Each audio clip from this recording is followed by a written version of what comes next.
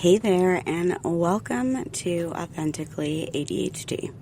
I'm your host, Carmen, and I am so glad that you're here. This is a podcast where we get real about ADHD. No filters, no judgment, a safe space to explore and learn and grow. If you're here, it's because you want to take a deep dive into the world of ADHD, and trust me, we're going to have a lot of fun doing it. Now, you're probably wondering, why did I start this podcast? Well, in true ADHD fashion, it all started very impulsively. One day, I thought, I should start a podcast, especially with all this paperwork that I have and all these notes that I have trying to understand my own ADHD. And the next thing I knew, here I am, sharing thoughts with you. I don't know, 200, 100 episodes later? I don't know. I lose track of time. I'm time blind. Are you? Anyways, when you have ADHD, ideas come fast, and sometimes you just gotta roll with them. Honestly, this podcast was born out of my passion for understanding ADHD in a deeper way with the newest research. You see, pills don't teach skills. That's something I've learned over the years. Medication can help and is a great tool to use, but true growth, that comes from knowledge, understanding, and actionable skills. And so that's what I want to share with you. Research-backed insights, practical tips, and lived experiences of someone who's been there. Now, a little bit about me. I'm not just a host of this podcast. I'm also an early childhood special education teacher, which means I've spent years understanding how children learn, grow, and thrive in ways that work for them, especially when they're neurodiverse. And I'm also a certified life and performance coach, guiding people to unlock their full potential in both their personal and professional lives. But here's the thing that makes me a little different. I'm also a late diagnosed ADHDer. And on top of that, I self-identify as being on the autism spectrum. So when I talk about ADHD, it's not just from a professional perspective, it's from lived experience, because I get it. I know what it's like to feel like your brain is running at full speed while everyone else is moving at a different pace, and you have instructions that are in Japanese and upside down, and everybody else got them in their own language. Throughout this podcast, I'll share all kinds of insights about navigating life with ADHD, from the everyday struggles to the strengths that we can celebrate. We'll talk about everything from time management to relationships to self-advocacy, and all about how to live authentically in a world that often asks us to be anything but. Whether you have ADHD yourself or you want to understand it better, you are in the right place. So, let's get started.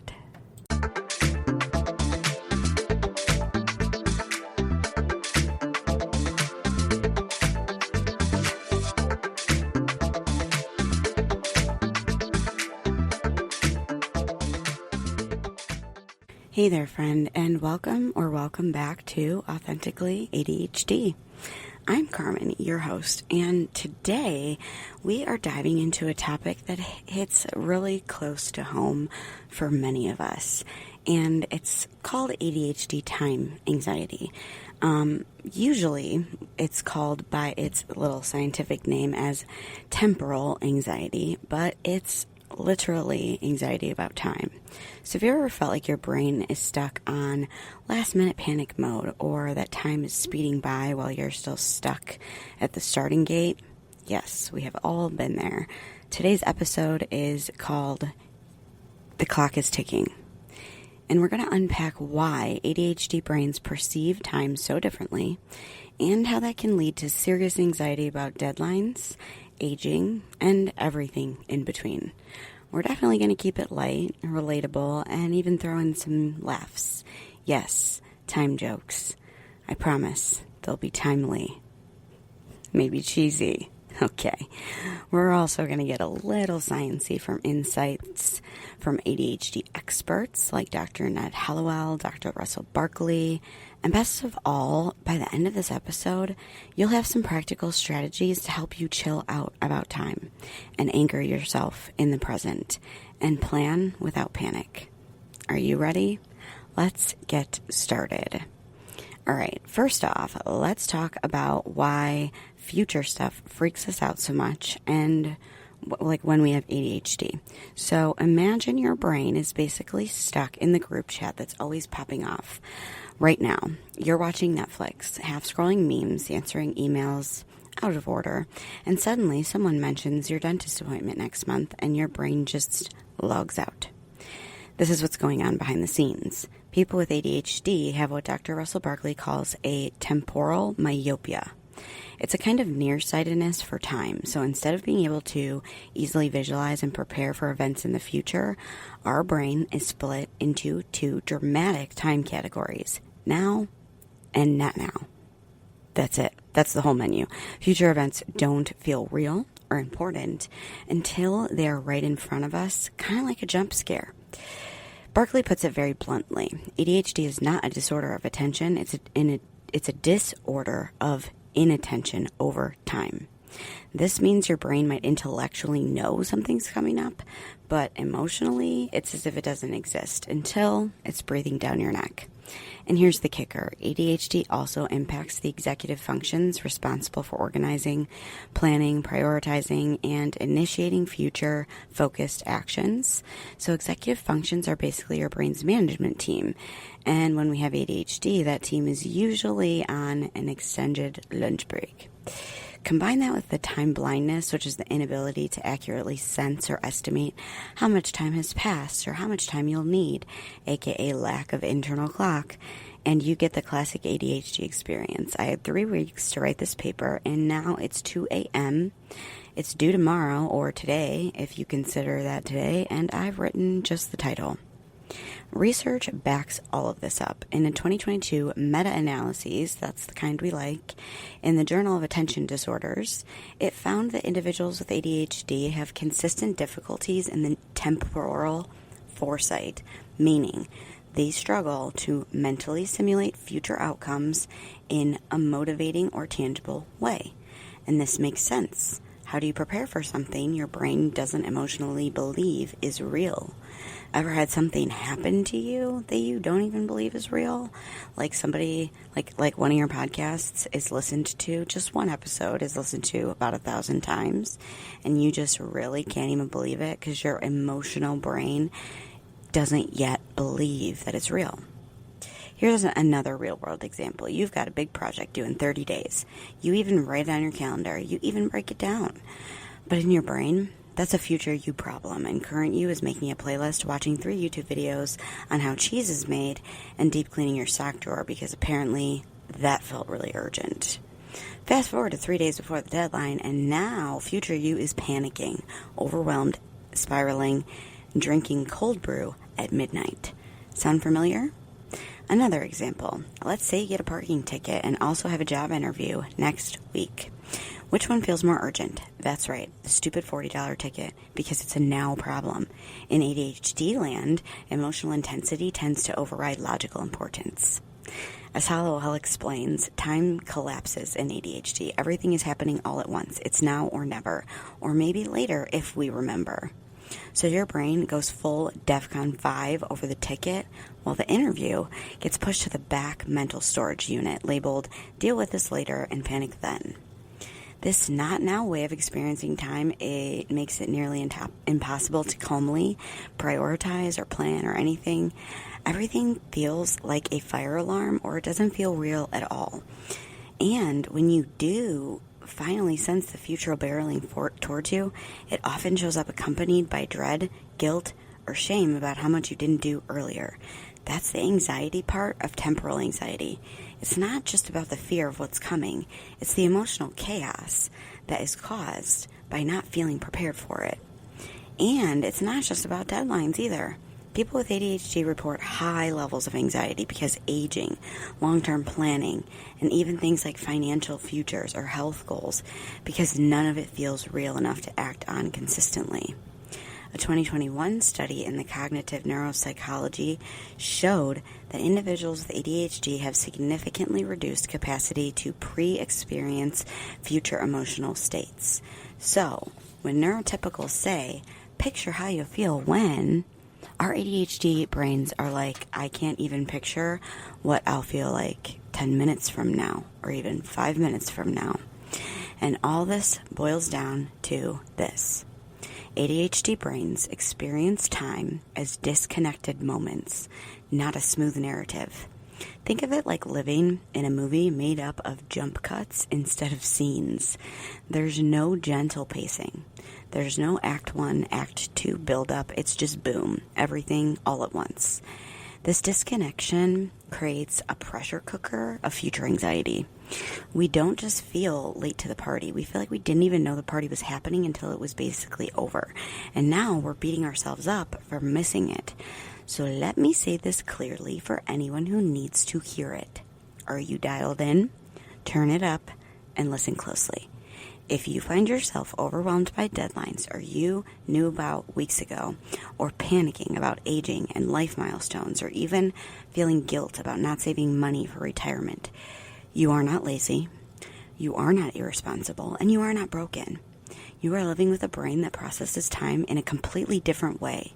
That doesn't make you less capable. It means that you need a different approach. And we're going to get into those approaches in a few minutes. But first, breathe. This is not your fault. It's neuroscience. And that's actually good news because once you understand your brain, you can start working with it instead of fighting against it. Right? Knowledge is power and self-awareness is the key. So, if far future doesn't feel real for an ADHD brain, you might be wondering what actually gets us moving then. How do we go from binge watching 5 episodes of a show we don't even really like to suddenly cranking out an entire project in 3 hours? Enter the adrenaline rush. Our brains may ghost long-term goals like they're an awkward Bumble date, but throw a deadline at us, boom. Throw a time at us, boom. We're suddenly laser focused like we just downed 6 espresso shots. The science? It's a combo of urgency, dopamine, and stress hormones. Yes, it's like being addicted to your own panic. I tend to use this when I race the timer. This strategy of racing the timer to try to get things done and not get distracted works for specific things for me, and it definitely does not work for a lot of my clients because it creates this anxiety. Let's break it down. ADHD brains, according to a 2021 review in the Neuroscience and Biobehavioral Reviews, ADHD brains have disrupted dopamine transmission, especially in the prefrontal cortex and reward centers like the striatum. The dopamine is your brain's do the thing fuel. It helps you start tasks, stick with them, and feel good when you finish. So it's not only the feel good one when you're done, but it's also the motivation to get the thing to start. In ADHD, this system is super underactive and or broken, which is why boring, repetitive, or future-based tasks feel like an emotional quicksand. You know they matter, but they don't feel urgent enough for us to speak or spark enough momentum to start to do it. Now toss in a deadline, a literal ticking clock. That stress, it sends your brain into a fight or flight mode, releasing adrenaline and cortisol, stress chemicals that happen to also boost dopamine temporarily, and this jolt kicks the reward centers of your brain into gear, making things that were boring 5 minutes ago suddenly feel doable and weirdly exciting. This is what Dr. William Dodson, a psychiatrist who does specialize in adult ADHD, he calls it the interest-based nervous system. I've used this term before, but in his words, neurotypical brains are motivated by importance, rewards, and consequences. ADHD brains are motivated by interest, challenge, novelty, and urgency. So it's not that you're lazy, and it's not that you're unmotivated. It's that your brain literally needs a higher stimulation to get motivated, or different approaches to get motivated or to turn on the engine. That's why we become 11th hour heroes, sprinting through massive to-do lists only when we have to. And yes, it can look like we're great under pressure, but it's not sustainable. If you want help with procrastination, I have a course that is only $15.99, and you get 2 coaching sessions with me to help you along with it. Let's get real with an example. You have 3 weeks to submit your taxes. You tell yourself every morning, I'll do it today, but your dopamine-starved brain doesn't bite. Filing taxes is dry, repetitive, and lacks emotional urgency. But suddenly, it's 10 p.m. on April 14th, and now the stakes feel high, your heart's racing, hands sweaty, and suddenly you're a tax filing machine. Every form is downloaded, every receipt accounted for, you're in the zone. But that zone isn't productivity. It's panic-fueled focus. And guess what? Your brain remembers that panic worked. So next time, it subconsciously waits again. And this is what researchers and Redditors call urgency addiction. This term isn't just cute lingo. It reflects a behavioral loop where ADHDers begin to rely on last-minute crises just to get anything done. You're not intentionally procrastinating. You're subconsciously seeking that sweet spot of pressure that finally flips the switch. The neuroscience behind this is you built a neural pathway that says, when I wait, I get in the zone and I can be productive. But it's not productivity. Again, it's panic. It's panic-fueled focus. And here's the kicker. This kind of motivation comes at a cost. After the deadline, high wears off, like that deadline high, it's going to wear off. Your dopamine levels will crash, leaving you mentally foggy, emotionally drained, and probably curled up under a weighted blanket, wondering why you're like this. The same stress hormones that helped you power through also left behind inflammation and burnout. According to a 2023 article in Frontiers in Psychology, chronic reliance on adrenaline for motivation increases emotional dysregulation, fatigue, and even impairs memory over time. Like, seriously, working like this can impair our memory? What? That's insanity, but it's true. It's not just about the energy crash, too. This pattern keeps us reactive and not proactive. So you're just always busy, always reacting, but you're not always building something that feels meaningful. As ADHD coach Brendan Mahan puts it, urgency tricks you into believing that you're productive, but you're just putting out fires instead of building fireproof systems. So let's say your to-do list includes renew your driver's license, due in 60 days, finish a report, due tomorrow, call your insurance company, been meaning to do that for 6 months, take a walk or do something joyful for your mental health. Guess which one gets done? The one with the red blinking urgent sign over it. Everything else, including self-care, it goes on the back burner, and that's the problem. This urgency-based living creates guilt and shame because we feel like we're always behind, always reacting, and never getting ahead. And this emotional loop often looks like anxiety about an unfinished task fuels procrastination. Procrastination builds pressure, and not the good kind. Pressure finally creates enough urgency to act, not a diamond. And you get things done but feel exhausted and ashamed that it took so long. Then shame lowers motivation next time, restarting the cycle. No wonder ADHD is like emotional whiplash. But let me pause to say, again, this is not your fault. This is poor time management. It's not poor time management or a willpower problem.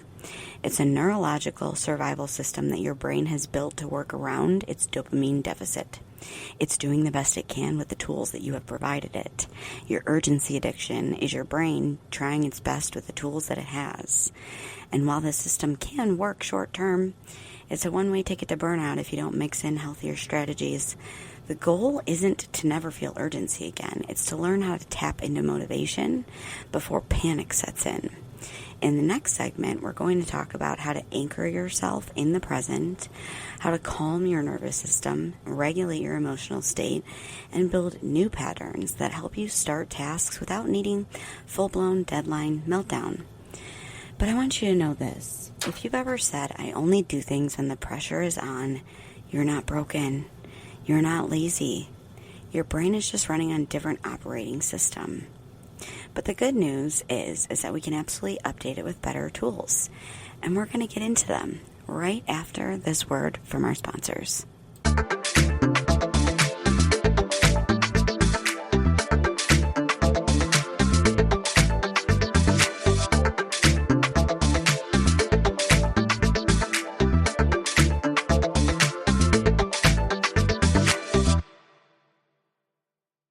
Hey there, my ADHD tribe. I have an offer for you. Do you ever feel like you're constantly juggling, but somehow always dropping the ball? You're not alone. We've all been there. I struggle still to manage time, stay organized, and to keep track of the never-ending to-do list. I'm Carmen, and I get it. Trust me, that's why I have created Thriving Authentically with ADHD, Executive Functions and Coping Strategies. It's a course designed to help you take control of your ADHD brain instead of letting it control you. But here's the kicker. It's not just a course. It's a journey. For only $25, you'll get access to about 3 hours of exclusive ADHD-friendly content that breaks down the executive functions in simple terms and explains why your ADHD brain works in the way that it does. And most executive functions, most importantly, it'll teach you practical, research-backed coping strategies that you can start using today. From working memory struggles to time blindness to emotional regulation, we cover it all. Plus, you'll get a workbook in your email packed with interactive exercises to help you reflect on your own ADHD journey, track your progress, and apply what you've learned at your own pace. But that's not all. You also will get 2 personalized coaching sessions where we can dive into your specific challenges and create strategies that work for you. No more one-size-fits-all solutions, just real, authentic, tailored support. And the best part, you get all this for just $25. That's less than a cost of a meal out. Plus, with my proven strategies, you can start improving your executive function skills in no time. Imagine finally understanding your ADHD brain and learning how to thrive and not just survive. Don't wait too long. The spots are limited. Sign up today and let's get started on your journey to thriving authentically with ADHD. Hey there. If you're looking for a game changer in managing your ADHD, let me tell you about something that's made a huge impact on my life. Focused, the adult ADHD group coaching program by Kristen Carter. This isn't just another program. It's a community. It's a roadmap. It's a lifeline for adults with ADHD who want to thrive. Inside of Focus, you'll find weekly coaching calls with Kristen packed with actionable insights, a supportive community of adults who get it. They get what it's like to live with ADHD. You'll get tools and strategies that actually work for our brains. No fluff, just real results. I've been a part of Focused for over a year, and let me tell you, it's where I've learned so much of what I share with you on Authentically ADHD. It's been a game changer for me, and I think it could be for you too. And here's the best part. If you use my link to join, we both save money. It's a win-win. So if you've been looking for the right ADHD support, this is your sign to check it out. Head to the link in my show notes to learn more and sign up. Let's thrive together with tools and support that we need to succeed.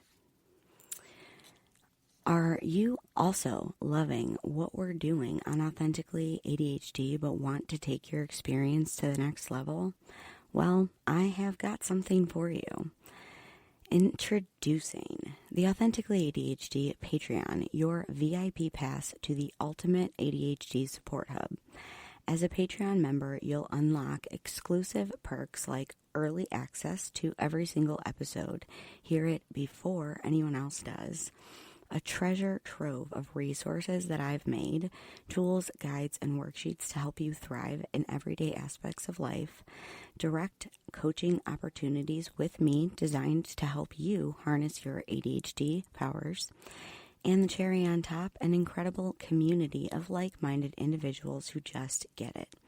You're not alone on this journey, and together we can be unstoppable. By joining Patreon, you're not just supporting the podcast, you're fueling a movement. Together, we're breaking stigmas, embracing authenticity, and creating a world where ADHD is seen as a strength and not just a struggle.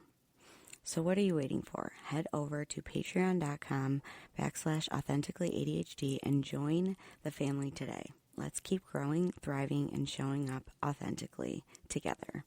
Hope to see you over there. Back to the show.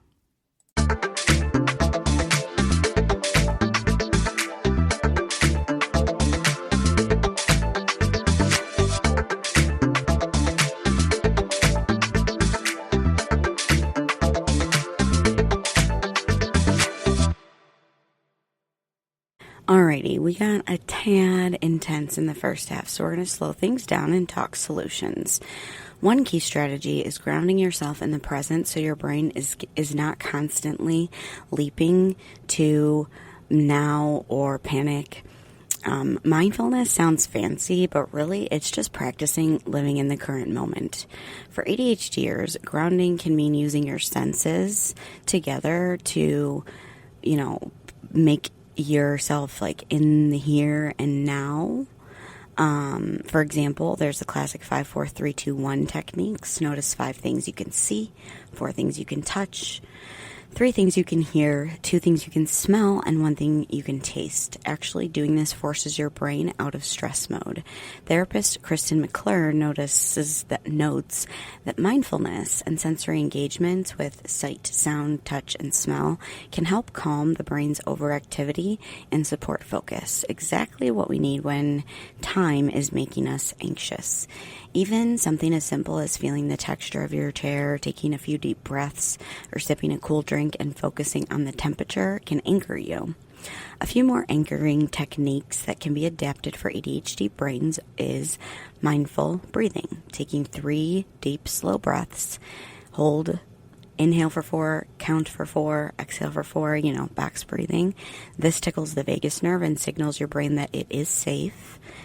You can use a sensory snack, 5, 4, 3, 2, 1 method, or other things that you want to do, grabbing an ice cube, anything that will have your sensory brain kind of take over that anxiety brain.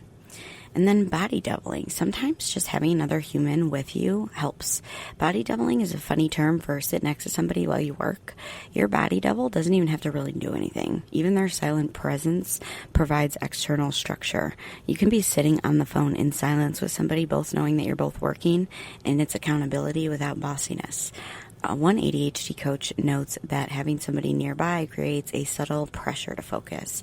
This could be co-working in a library, study date on Zoom, or even on the phone with a friend. Side benefit, you'll get to tell each other how many chapters you actually read that day or how much you actually got done. Last but not least, gamify the tasks. If focus feels like eating broccoli, okay, if you like broccoli, think of something you don't like. For me, if focusing feels like eating cauliflower, turn it into a game. For example, use apps like Forest, planting virtual trees that grow. I play Pokemon Go. It helps me to make sure that I take walks every day because it's gamification of that productivity. As one tech blog explains, Forest uses gamified approach by, doing these digital things, and Pokemon Go does the same thing. It's a gamified approach where the users we witness the growth of our Pokemon by walking around and watching them grow and getting little rewards and winning battles. The goals of all these tricks is to give your brain a sensory signal. Hey, focus on this moment. Time is not the enemy right now. It won't solve the anxiety overnight, but practicing grounding regularly builds up mindfulness muscles. Think of it as like a emotional first aid. When you feel your heart racing about I have so much to do, pause and do a quick grounding exercise.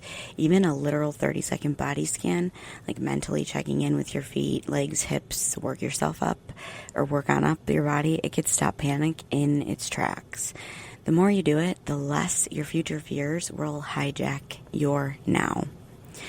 So now we're going to talk about planning without panic. So we're going to channel all that future anxiety into ADHD-friendly planning. The trick here is to create structure you will actually use so it doesn't feel like a prison sentence. So start with visual time cues. Don't just rely on your memory or your phone alarm, which you will dismiss. Use big clocks, color-coded calendars, timers, sticky notes, or even reward tracking charts. One ADHD coach advises using wall calendars, sticky notes, and color-coded systems to stay on track because these provide consistent reminders of deadlines and routines. For example, a bright wall calendar with stickers for each project deadline makes future more concrete. Or set a kitchen timer with satisfying tick-tock sounds. It makes the time visible. And if ticks annoy you, try a dental chime or pet-friendly timer, like letting your fish out of its bowl to say the work is done. don't actually take your fish out of the bowl. I don't even really know what a pet-friendly timer is, but you know. Next, break your tasks into tiny pieces. Big tasks are overwhelming brain candy, right? It's about to be overwhelm city. Small tasks are munchies. If you have a 10-page report due, your ADHD brain will ignore it until it's flaming inside the oven. Instead, break it into bullets. Read one source a day, write outline, draft a page, 2. Each small win gives you mini dopamine hit, and it helps you keep going. In the Forget Works blog, they suggest creating micro deadlines for yourself, turning that one final due date into a series of smaller deadlines. Outline by Tuesday, first draft by Thursday, etc. Your brain gets a controlled dose of adrenaline and satisfaction after you complete each step. So make your routine flexible. If routines sound boring, you don't even have to call it that. My coach does not call her routines routines. Her morning routine is called her Please Don't Die morning checklist, okay? So just think of it as a musical improv instead of a robot march. As one flow-based productivity guide puts it, rigid routines do not work for ADHD. To make routines stick, it has to be flexible and designed to work with your brain. So build in variety. Maybe Mondays you jog in the morning, Tuesdays you dance to a YouTube workout. Maybe you attach doing laundry to a certain song playing and then switch the song every week to keep it fresh. Do things in the same order, but change the way you do it. Today you make coffee in a press, tomorrow you use the fancy machine. This structured spontaneity keeps your ADHD interest up while still giving you a roadmap. In fact, experts say you should make room for spontaneity since ADHD brains crave novelty. So plan a mystery hour each week, set aside time, and then decide in that moment what spontaneous thing you want to do. Whether it's sketching a new habit, trying a recipe, or dancing wildly to your favorite song. To summarize, a few of these ADHD-friendly planning tips is use visual cues. Big calendars, sticky notes, timers, color codes. Make time visible and aesthetically pleasing to you. Next, chunk it. Break projects into little steps with mini dopamine deadlines so your brain gets wins often. Next, flexible routines. Keep the order of the task but vary the details. Remember, rigid routines don't work for ADHD. They gotta be flexible. Intuitive planning. Schedule work when you naturally have the most energy. If you know you could procrastinate till midnight, build that deadline energy in earlier by starting a task in late afternoon rather than at noon. Structured spontaneity. Deliberately schedule some free wiggle room. Your ADHD brain will thank you later for avoiding monotony and surprising itself with a little fun. One last tip. Visual timelines. Instead of thinking I have to do X tomorrow, mentally set up visual markers. For instance, I use a countdown of sticky notes for days to an event, or wear a rubber band on your wrist that you move to a different finger when a task is complete. These cues tap into our brains in a way that words just can't. And that, dear listener, is our deep dive into the ADHD time anxiety vortex. We've learned that ADHD brains literally experience time differently, often dividing life into the now and the not now. We run on short-term alarms, and we saw how this leads to future anxiety, fear of deadlines, aging, and missing out, and why we become urgency addicts, chasing that dopamine hit. Most importantly, we shared actionable strategies to help you because being an urgency addict isn't necessarily helpful. Remember, feeling anxious about time doesn't mean you're broken. It just means your brain's unique wiring has special needs. And as one research review puts it, altered time perception is a central aspect of ADHD. In other words, this isn't a moral failing or a character flaw. It's just another sign that you have ADHD and that your ADHD brain's doing what ADHD brains do. And you can absolutely work with it. You are capable, you are creative, and you are adaptive. With the right strategies, you can harness that creativity to master time instead of being mastered by it.